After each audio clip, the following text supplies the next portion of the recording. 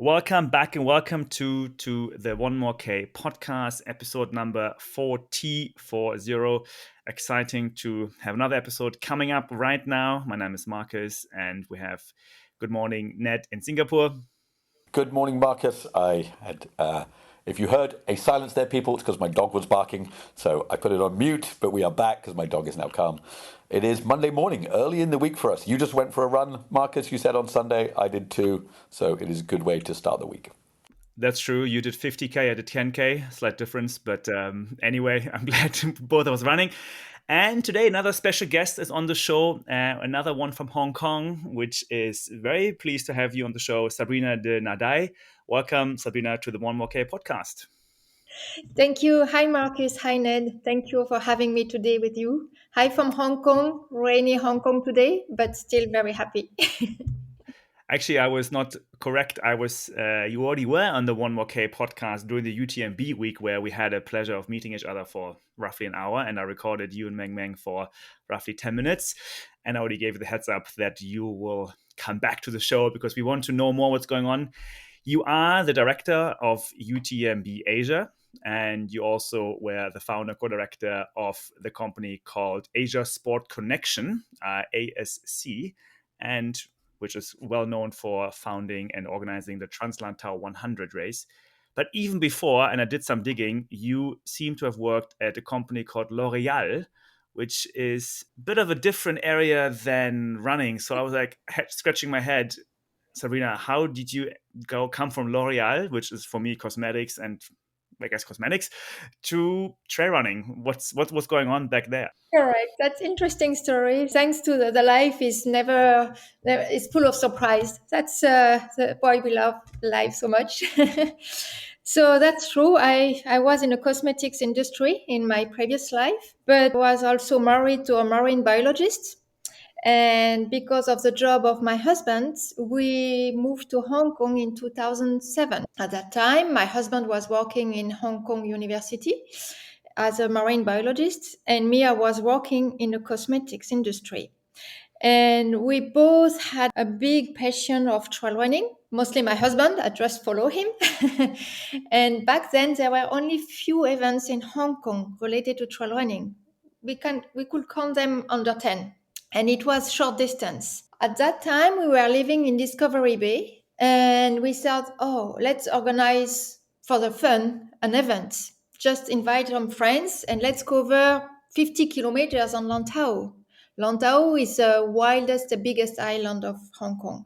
And we were surprised because 50 friends show up that morning and we ran all together the 50K. These friends, they said, why you don't organize a real event? I mean, you invite people from outside now, not only Lantau, but people from outside Lantau. So the following year, we decided to organize officially the event. It means apply to the permits, etc., etc. And we didn't have at that time in mind to create an event which is where it is today.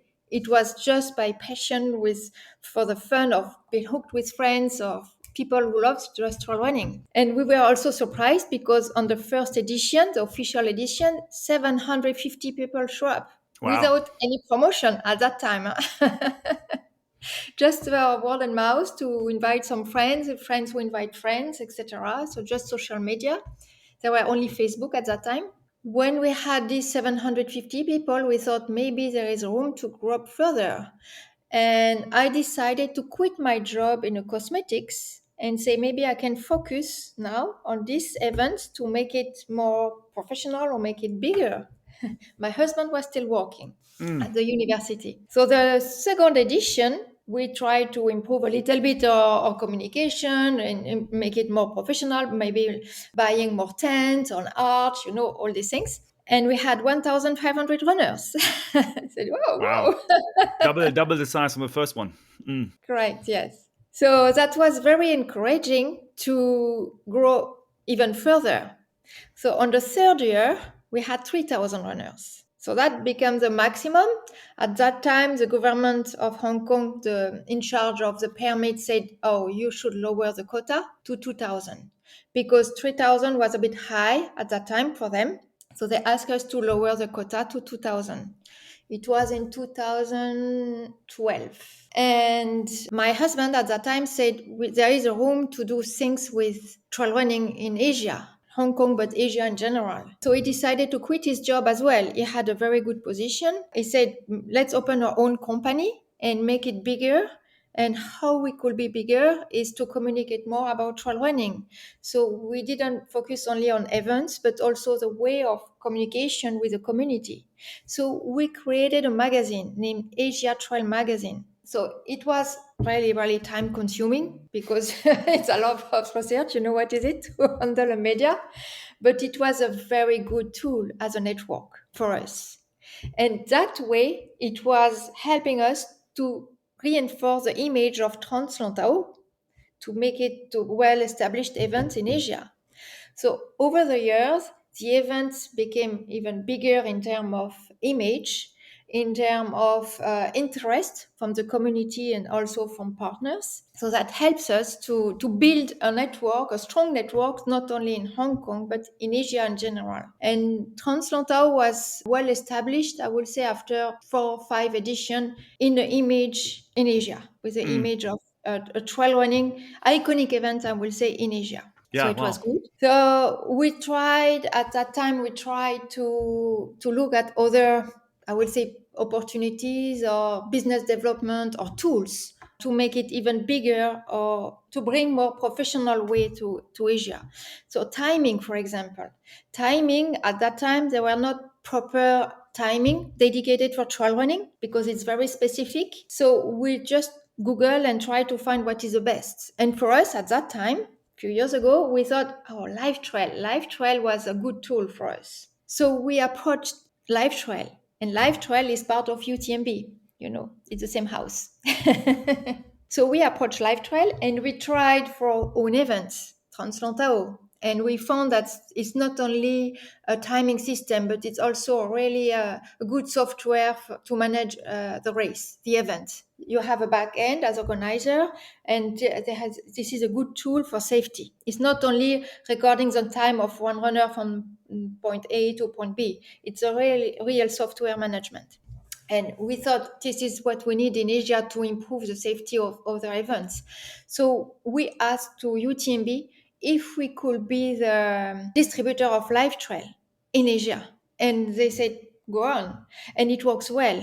Before COVID, we did the timing of up to 35 events in Asia with Live Trail. So we provided the software to other timer, and this timer uses software to connect to their own events. Most of the events were based in China at the time using Live Trail. They understood the good tool it was. So for us, it was the first connection with UTMB via Live Trail. This is how we connect at the first place. Okay. So we had the magazine as a media. So they also invited us as a media. We went there every year to promote the media in Asia, etc. Plus Live Trail, plus TransLantau. So we had this, I will say, network between Asia, what is going on in Asia, and between UTMB Mont Blanc. Wow. And it seems like you built a little trail running empire there with media, with technology, with events. That is very enterprising of you and I believe your husband. Yes. Wow. Okay. I mean, what do the people say? If there's a gold rush, you provide the shovels, right? So media and live tracking is definitely infrastructure place, which I think very smart to start with. Just as a question before we get into specifics, myself and Marcus have been founders of businesses. It's incredibly hard to run one. I actually used to be in media publishing. Oh my God, that's a hard business. You're running 3 businesses. I used to run magazines. I actually used to work at Action Asia way back in the day, so I know about sports publishing. To run a magazine and to run an events business and to run a software business, where do you find time? That's a good point. So I was only one, then my husband, we were 2. But at the end, just before COVID, we were 8 people in our company, Asia Sport Connection. And the time, of course, it was not only a day job, it was a way of living for us. So we didn't count our time. We just work because we love what we were doing. Just it's not like a day job to sustain to live. It was a real passion for us. So we didn't count our time. And I think the community here, especially in Hong Kong, they trusted us. And for us, a way to survive with Asia Trail magazine. The magazine, it was a printed version at that time. We were still printing, no more, but we were still printing during 4 years without losing money. It was to convince the advertiser to promote their brand or other events in our magazine. And this way, it was not for us a way to make a lot of money, but at least to be break even. It was a minimum to survive and continue and go on. So the advertiser in Hong Kong really helped us sustain the magazine. So the community in general was very helpful. I can imagine. Before we go to the UTMB part, where I'm sure there are a lot of burning questions, at least I have, and Ned as well. Quickly talking about the community in Hong Kong, because you've been there since 2013, 2012, 2011 doing races. How has it changed from then to now? Last week we had 2 weeks ago we had Vlad XL on the podcast, and he's, I'm sure, well-known runner in Hong Kong, and he lives now in Australia. He said Hong Kong lost its magical touch. And so I'm curious to hear your thoughts, how it has changed and what do you think of it now? No, true. Because the COVID really put some stop in the trend we had before COVID. So if I look at the number of events in Hong Kong when we started versus until 2018 or 2019, just before COVID, we went for maybe less than 10 to 300. So it was crazy. There were events every weekend. There were ultra runners. Ultra runner means above 50 kilometers every weekend. It was insanely crazy. It was too much, maybe. We thought it was huge. And of course, COVID put a big stop on that. The recovery from COVID is still going on. Unlike Europe, it was faster to recover. You know, in China, Hong Kong as well, it was a bit slower. And the runners, they lost the momentum of ultra. So the community is still here, but they start like not from the beginning, but maybe on shorter distance. We can see now the number of events reduced. The number of runners attempting the event in general also is less than before, especially on the long distance. On the short distance, the interest is still there. We still have the events are full within minutes like it was before for 50, 25K or 50 kilometers. But for 100 kilometers or 100 miles, it's not the same enthusiasm before, because I believe because of that stop during COVID, people run less, including myself. I used to run as well long distance. I stopped completely. Now, if I run 25K, it's like an ultra marathon for me since COVID, because I started to run, but short distance, I enjoy more. It's not the same. So I think it will come back like it was, but it will come back slowly. But it will come back. The vibes is still here. It's interesting that, so I lived in Hong Kong from 91 until 2000 or 92 till 2003. And, back then, obviously running was just starting. There was Trail Walker, Mackelhouse Trail you could enter. You could see it growing. And then, Keith Noyes with Sea on Asia, King of the Hills, was one of the first one there. It's interesting that you say that the long distances are less popular, because my perception is around the world, the long distances, driven partly by UTMB and some of the big events, is more popular. Is it because, and maybe tell me, was it mainly there was more expats before who were more into the longer and the local community? Because you grow into the longer distances. Most people don't start at 100, 25, 50. I'm interested in why you think, because Hong Kong is home of one of the, the best, I would call it, long distance 100K trail walker Mackelhouse in Asia. True, there are still some interest, of course, on the long distance. It's still there. It's just the amount of runners, the quantity of runners attempting the long distance is slightly less. And I don't think it's related to the fact there are less expats. I think because it was a mix between local and expat. It was not focusing mostly on expat. So this mix is still there. It's just the amount of runners is less, but it will come back because these runners are still here. The quantity of runners is still here in Hong Kong. And now they want to join, in the quantity wants to join more than 50 kilometers. It's the distance which drains the most interest, the 50 kilometers. But these runners, after completing maybe 50 kilometers, they will start to join again 100K and 100 miles. It will come back. And it's still there. I mean, we still have runners. but it will grow slowly. So the question of the day, how did the UTMB acquisition, is that the right word, come about? Take us through the journey. We already talked to Eugene Tan from Malaysia. That was a bit of a different because, of course, it's an Ironman group. So you were really directly dealing with UTMB in France. So I think it would be great to hear from you the story. How did it come about, and what were the insights in that deal? So it happened during COVID. As you know, we stopped from our company completely. We went dormant, so no more events, nothing was going on. And we started a discussion with different actors for the acquisition of TransLantau. Because during COVID, different organizations or series, they thought it was a good time maybe to approach events in Asia, because these series, they know that Asia it will boom, not only Hong Kong, but in general in Asia. There will be a boom. It's a trend of the growth of trail running in Asia was significantly growing. And we've been approached by different series, but for us, UTMB, among these series, UTMB was among them. And for us, UTMB was closer to our heart because we had this close relationship for years because of Life Trail, because of Asia Trail magazine. So that created a close relationship. And for us, I think it was not only business, but also the relationship counts. It was very important. It's still very important for us to feel we are part of the same community, the same vision, the same feeling. The emotional part for me is crucial when we build business. It's very important. So yes, UTMB, they approached us during COVID, but there were ongoing discussion for months. I will say even for one, it was in total 18 months. So it was a long journey with up and down, like everything.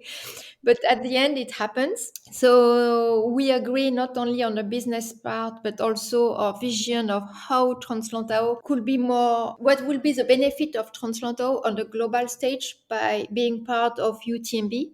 And we share the same vision on that. So it was not only the business, it was also the vision of how TransLantau could be part of the best in the global scene. So it was also a pride for us to see our baby, because we consider TransLantau as a baby, to be part of this beautiful series. And during the negotiation, we also negotiate that we should still organize TransLantau during 2 years, 2 editions. It was important also for them and also for us to make sure the transition from what we build and what the expectation of UTB is. So we were doing this for 2 years. It happened in 2022 and 2023. Unfortunately, in 2022, it was a hybrid version because COVID in Hong Kong was still there and we could not host a physical event.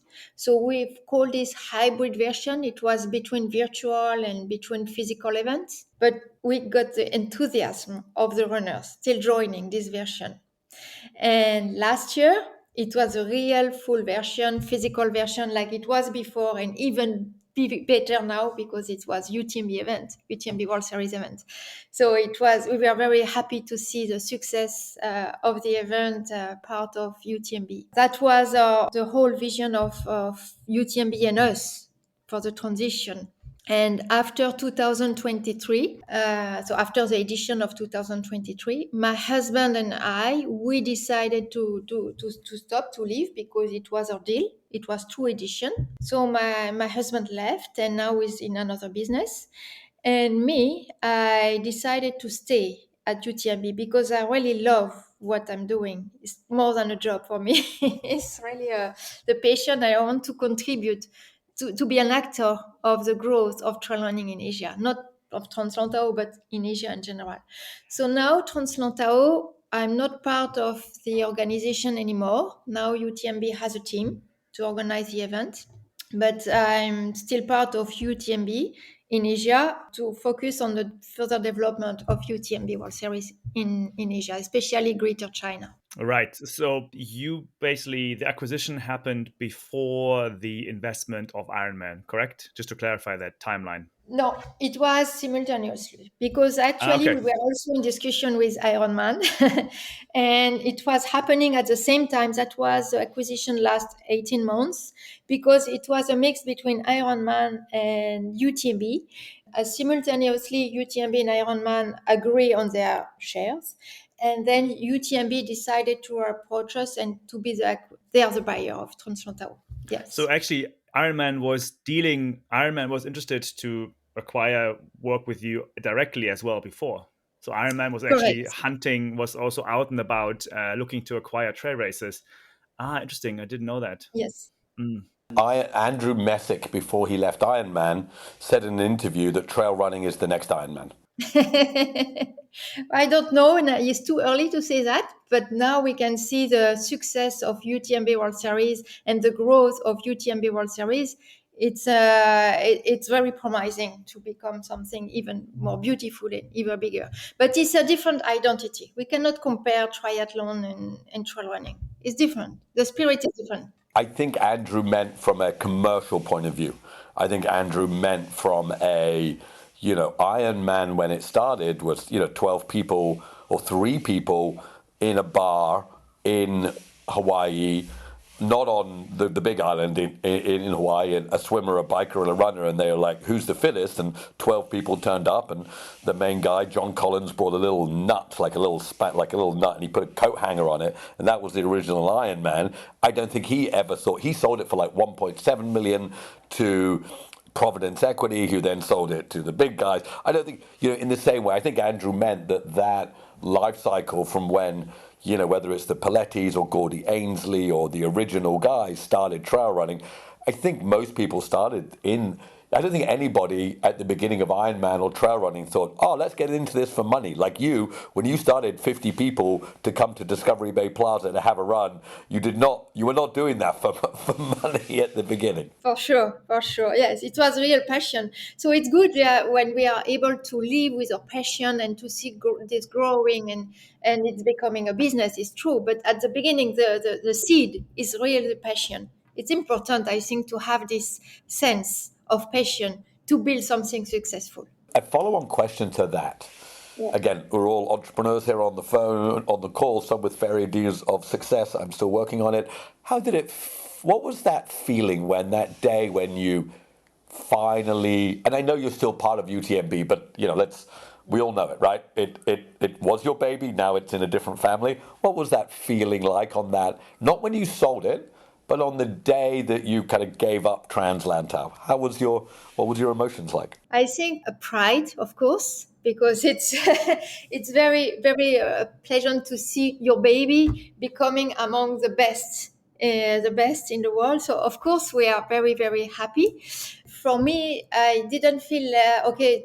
We signed. This is your event. Bye bye. It's not that we signed and we continue to go together and working together. And for us, it was also very important to still feel we still belong to this community and we still contribute to this success. So it's so far it's only positive.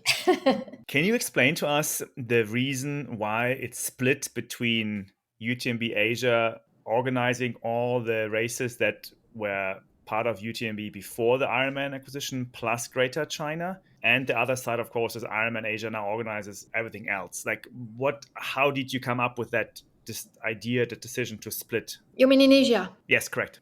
Okay, but as you know, there is a partnership between UTMB Group and the Ironman Group. They have some agreement between them. Okay, we operate maybe more in this region, and you operate maybe more in this region. They have to split. In Asia, the agreement was that the Ironman Group supervise the events in Asia, except the existing events, and the existing events before this agreement was in Thailand and in South Korea and China. So the rest now, Greater China is under the UTMB group, UTMB Asia, and the rest of Asia, it means Malaysia, Japan, etc. It's under the Ironman group. However, we work closely with Ironman group of what is going on in Asia. We are in daily communication and we share our experience and we continue to work together. So UTMB and Ironman Group work together in Asia. Just to ask, so we talked about you didn't start it for commercial reasons. Having been talking to so many race directors over the years, again, we mentioned Keith Noyes, who started C on Asia, there was no money. How many race directors do you think actually make money today across Asia? It's difficult. It's difficult to say how many. Honestly, I know it's not that easy, by experience. You don't make money from the beginning. And it's not because you continue for 10 years that you can make money. There are so many parameters to take in consideration. If you are able to find partners, because registration fees may be not enough, you have to control your expenses. At the same time, you need to have expenses to operate an event. So it's difficult for me to reply how many organizers are able to live because of this business. But for sure, it's not easy. Do you see now? So look, we all know that Ironman sometimes gets a hard time for being too commercial. But now that you see inside it, is it the reality that if you want to make money in this world, you just have to be a bit more hard-nosed, a bit more commercial, rather than being the more soulful, I love trail running? Is the Ironman approach actually just reality? No, I think it's there is a mix of okay, we do what we love. It's important, but we also live with what we love. So we need to make money because we live with what we are doing. So it's a both. Whether it's Ironman or UTMB or even us below, we are still on the same page. Yes, we need to survive. We are not only to spend money; we need to survive and get money in return with what we are doing. So I think it's a mixed feeling. Of course, we need to survive, and we need to make money to survive. So and do what we love. Yes, it's important. Same for Ironman. There was this fascinating, about 10 years ago, I was really into Ironman. They were using, you talked about the software that you use. They used to use active.com, right? Active.com was the software before. And the Ironman got up to like $600, $700 to enter Ironman. And then they charged us a $39 fee for processing the $600. And the community lost its mind. Like everybody, there was F-bombs dropping everywhere. There was this like collective loss. And it happened about the same time that private equity came in. I don't know my exact question here. Basically, at the time, and we had UTMB on the call, we had Florian on, he said UTMB didn't even make profit until perhaps a year ago. So, yeah, I suppose it's the same question. As you said, it's a tricky balance. It's a tricky balance because you need to believe on what you are doing. And of course, at the beginning, you don't make money. We had to acknowledge that. Okay, at the beginning, we don't make money, but we hope to be able to survive with this in a few years at the small level, like we were at Asia Sport Connection, to the highest level to UTMB. And I'm not talking about Ironman, just UTMB at the moment. The same. At the beginning, they didn't make money. It's true. And now they are starting, of course, to make profit. But it was not an easy way. It was not an easy path. They had to believe in what they are doing and give the chances to succeed on that. So that leads us to China, I think. We hear of this massive running boom in China. There was a report, some stats, 50 marathons every weekend, 500,000 people doing marathons every weekend. There must be money in that. Is China the next gold rush to make money in trail running? Making money is one thing, but the interest of trail runners is another thing. We have a big interest of trail runners in China, for sure, in Asia in general, but China because it's a big country. So, and the philosophy of UTMB is to be able to provide events which makes the runners, the community where the trail running community is, to be able for them to acquire what we call running stone. You know the sport system of UTMB. Yes, we do. Yep. So they need running stone to be able to join the finals at UTMB Mont Blanc. And now the runners in China, they have to travel. And there is a community, but they have to travel to get this running stone. And what we want is to be able to bring home events where the community is, so the runners, they can join the events and gain their running stone. So it's important for us to be where the trail community is, instead of making them, if they want to travel, they can, of course, but not only. If they can have events home, then it's better. So China is so big, so yes, we have a big trail running community there, and we need to be able to have events to provide the opportunity to runners to acquire this famous running stone. Brand is incredibly important in China, so retail brands work well. The UTMB brand is very strong in China, is that correct? Yes, because I was in China again last week. I will go again this week. When I go there, I can really feel and I can see the strong image UTMB has in China. So it's good. And we continue on working on it to say that we are close to the community. We are here. We listen to you. When the runners has finished an event, we always send a survey, and then we have the feedback of the runners. And it's important for us to take in consideration their feedback to improve the event. It's very important for us. So we listen to the community. We are listening because we have different interests. Maybe some people prefer to have a T-shirt. In other countries, they don't mind about the T-shirt, things like that. But it's very important for us to understand. You see, Marcus is sitting in America, where recently the Americans, with the whole Whistler Wham Gary Robbins scenario, people lost their minds and people got all a little frenetic, upset. On the other side of the world where you are, no one even knows who Gary Robbins and Wham is, and UTMB is this. We talked to UTMB about this too. I mean, I think it is just a reality that the UTMB brand is so strong here, and it's just a different mindset, which, hey, UTMB should put a huge amount of effort towards Asia. Yeah, the effort we are doing on that is really I think the case you mentioned, maybe it was a miscommunication, or I don't know exactly what happened. I was not there, but I can tell you what we want in Asia is really to connect the community together. It's very important that we are not saying to other organizers, we are UTMB, don't come. We want to connect with them. It's very important. We share the same community. We love to meet other organizers from other events, participate, joining a common seminar with other organizations outside UTMB. We are not only inclusive, so it's very important to share this. For example, the UTMB World Series event, they have what we call Ultra Trail Village. It's an expo. And this expo, including at UTMB Mont Blanc, you can see the promotion of events even outside UTMB World Series. So it's important for us. We said we are open. We are open. We are not only UTMB. We are open to the trail running community. How many races do you have right now in China? And what is the plan for how many races will you have in the future in China? Just in China or Greater China, depends how you define it. This is a very good question.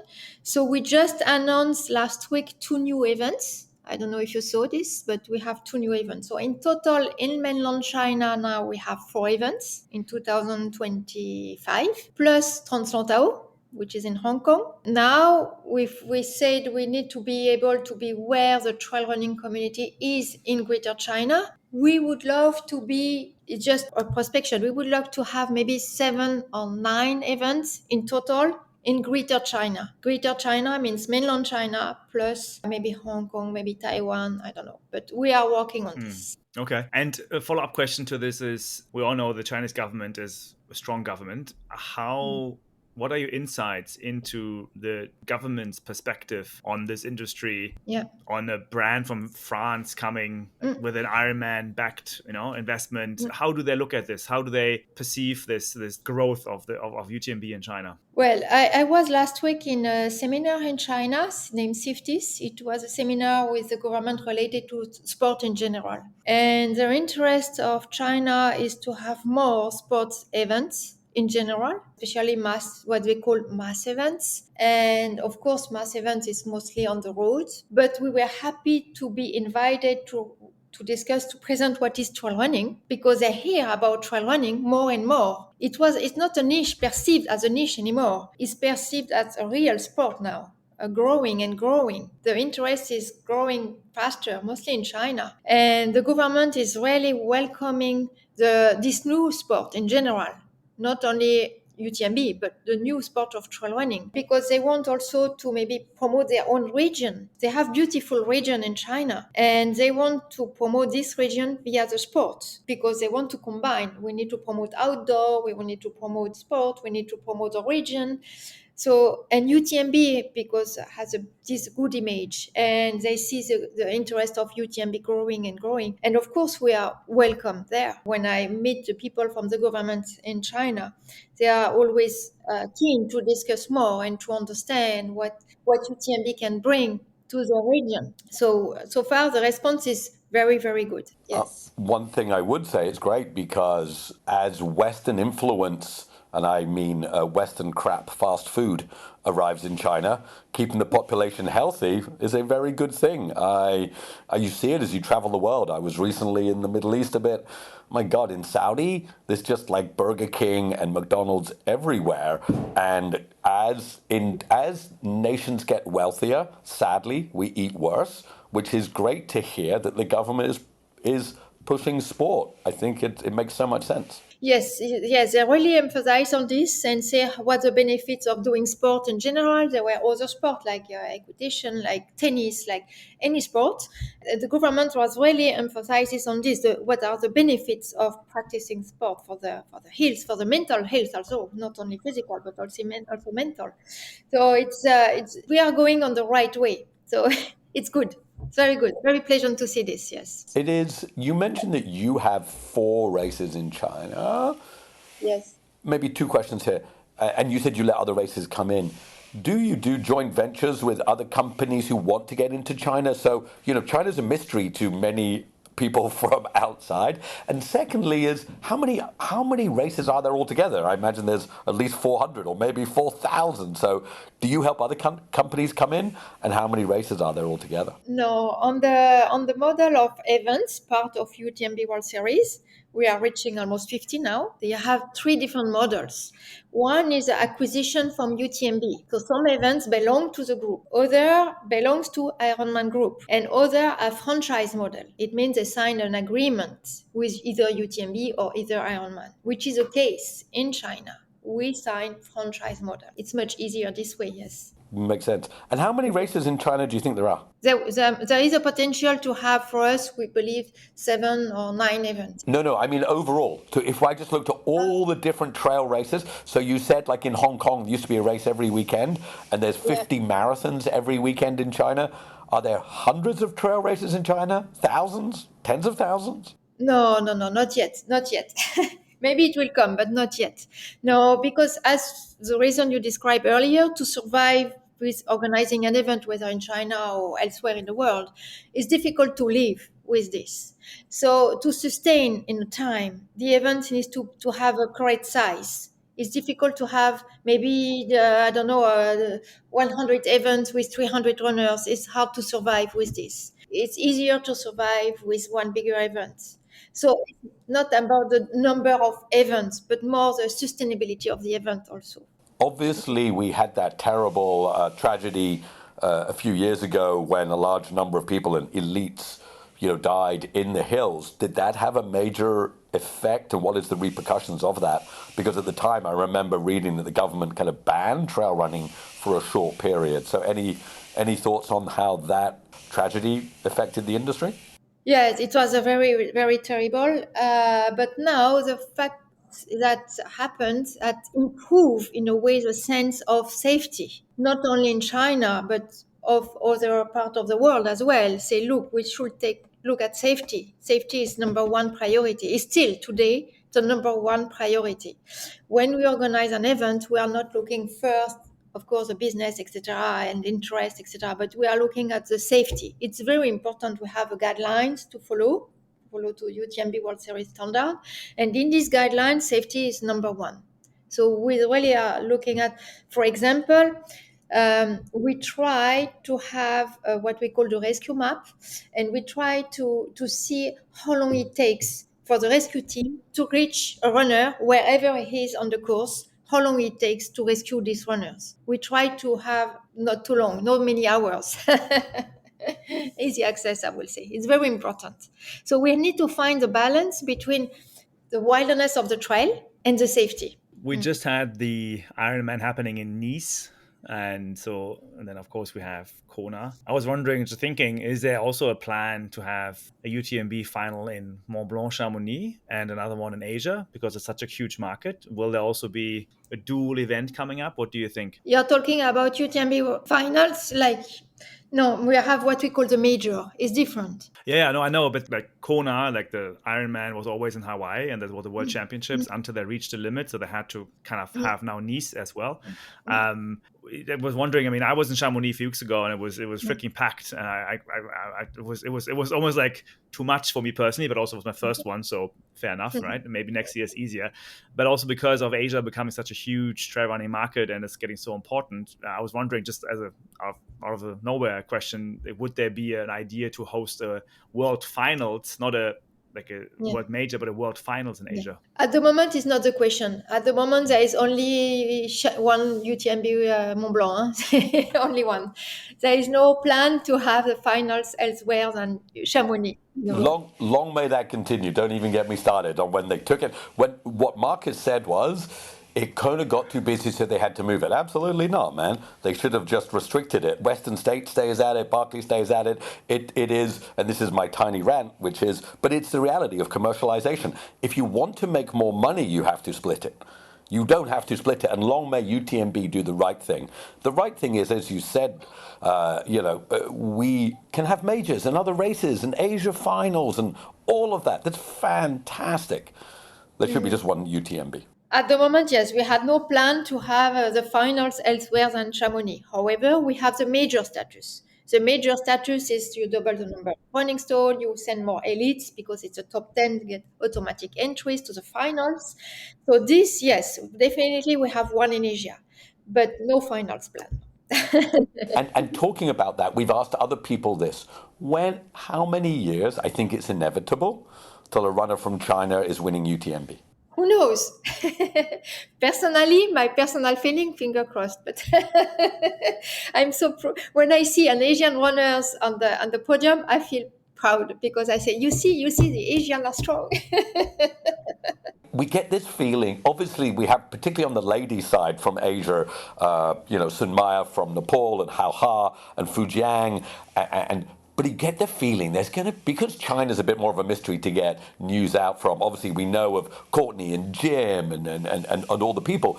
There's going to be some absolute killer from China, some person who's just who the media hasn't focused on, who's just going to turn up at UTMB and win by a mile. I kind of hope that's how it happens. Somebody just turns up who people in China know, but no one else does, and just runs away with it. That would be so cool. That would be cool. I agree with you on that. Of course, I'm a defender of what is going on with Asian runners. Of course, I would love to see that one day. Cannot say, but finger crossed, maybe. Wow. Yeah, exciting. It seems like a lot's going on. And also, I believe you have actually a team on the ground with Meng Meng in China. So you have people running around there too. Yes, Mong Mong. We say Mong Mong. You can write Meng Meng, but we say Mong Mong in Chinese.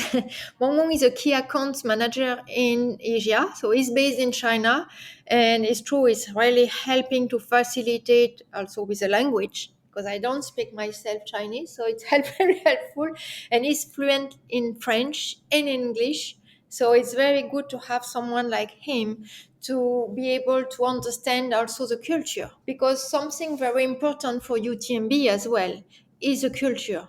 In every event, we try to have their own identity, their own culture aspects, even from one region to another region in China or elsewhere. Each event should have its own identity. It's very important, whether it's art or performance or music or food. It's very important for that. And Mong Mong is really helping us also to identify the specific culture in every region. Because when we speak to the organizer in this different region, we really need to tell them, oh, okay, emphasize on the food you have in your region, or on the music you have, or the performance you have, these kind of things. It's very important for us to keep this unique identity. Yeah, that's true. I mean, I think like Thailand and other places I've seen the local culture always seems very promoted. So that is very good. And many people are already talking about Dointanon, the race in Thailand. So that seems it's coming up in December. And I know a Yes. lot of people going there. So it's going to be another fantastic event, I'm sure. I think from my side, thank you so much for joining this 1MORE podcast in more detail now. And I think I always keep saying to all of our guests, please come back. We want to hear the journey. As you said earlier, it's a long journey. You've been doing this now for more than 10 years. So that's also quite a strong effort of endurance right there. Yeah, thank you. Just to finish, the event in Thailand is renamed Hoka Chiang Mai Thailand by UTMB. It changed the location to Chiang Mai. So now it's named Chiang Mai, not Doyentannon anymore, but Chiang Mai. Thanks for the update. Actually, I was curious about that. Okay, now it all makes sense. And the update of this event, it's a very good case for us because, as you said, the culture aspect is so good, so well represented, and it attracts so much interest from all over the world that 60% of the participants are from overseas, outside Right. Thailand, and it's Yeah. a really well established event now. Yes, very proud of I do them. think that the tourism aspect is very strong in Asia. I do think that trail running still is a strong is a tourism effort too. I mean, in France and Europe, of course, many people come there too. But I felt like UTMB in Chamonix was still quite French. I mean, even the announcements aren't French. But yeah, I think the tourism part of the trail races in Asia are very good, and it's a typical destination thing to do for a family from overseas to come to, in this case, Chiang Mai to trail run. It's great. No, I can see that. True. No. Yeah. Okay. Cool. I hope to see you there. Maybe. There are plans, depending on flights. But yeah, we'll see. In 2025, that's going to be very exciting for sure. Thanks for joining, and really appreciate your time. I think it's been now quite a few people from UTMB on the show, Florian, and then of course you in Chamonix, and now we had more time again. We're trying to build a platform for everyone to just communicate and share ideas. I think that's important, so that the community understands really what is going on. I think many things can get lost to social media headlines these days, so it's good to spend a bit of time on this. So thank you, Sabrina. Merci beaucoup. The last part of the show, and please stay for that. It's of course Ned's drop of wisdom and inspiration. So he's gonna give us a little poetry from his time as a runner in this case Singapore. Ned, over to you. Thank you. This one just kind of came to me randomly. I'm not sure why. Anyway, this one's called addiction. Addiction.